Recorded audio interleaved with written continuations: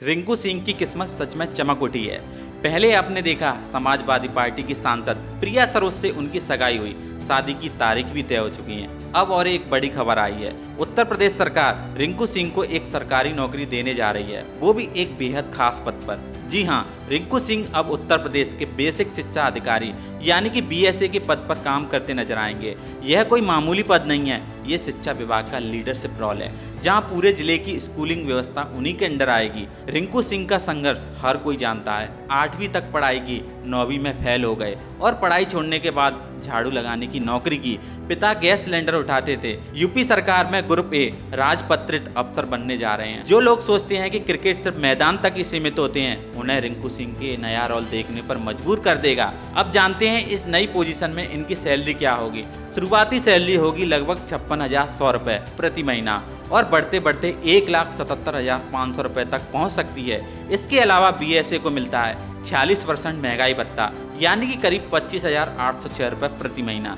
मकान किराया शहर के हिसाब से 8% से 24% तक यानी कि करीब 4,500 से लेकर 13,400 रुपये तक। यात्रा भत्ता लगभग 3,600 रुपये से लेकर 7,200 रुपये तक और कई अन्य सुविधाएं जैसे मेडिकल, बच्चों की पढ़ाई और अन्य अतिरिक्त भत्ते।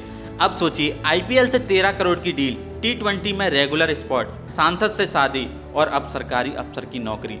2025 वाकई रिंकू सिंह का साल है और सबसे खास बात, कामयाबी के बावजूद रिंकू आज भी जब अलीगढ़ घर पहुंचते हैं तो लोकल बच्चों के साथ मैदान में प्रैक्टिस करते नजर आते हैं। ना कोई घमंड, ना कोई दिखावा, यही तो असली हीरो की पहचान होती है। सोशल मीडिया पर अब लोग कह रहे हैं रिंकू सिंह जैसा बेटा हो तो माँ बाप को फख्र होना चाहिए।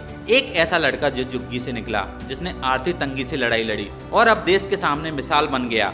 बीएसए जैसे पद पर उनकी नियुक्ति यह दिखाती है कि सरकारें भी अब संघर्ष और जमीनी जुड़ाव को सम्मान देने लगी हैं। कुछ लोग ये भी कह रहे हैं क्रिकेटर को बीएसए क्यों बना रहे हैं।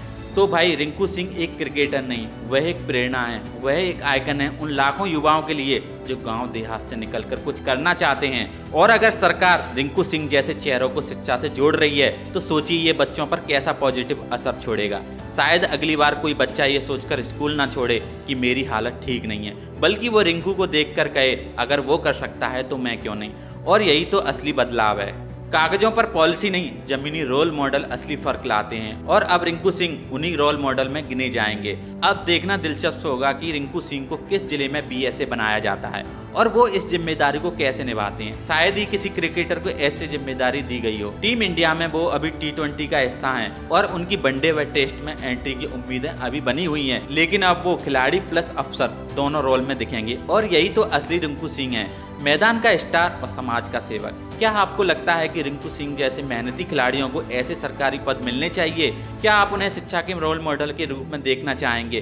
कमेंट करके जरूर बताएं। वीडियो अच्छा लगे तो इसे सब्सक्राइब कर देना और शेयर कर देना। तब तक के लिए धन्यवाद।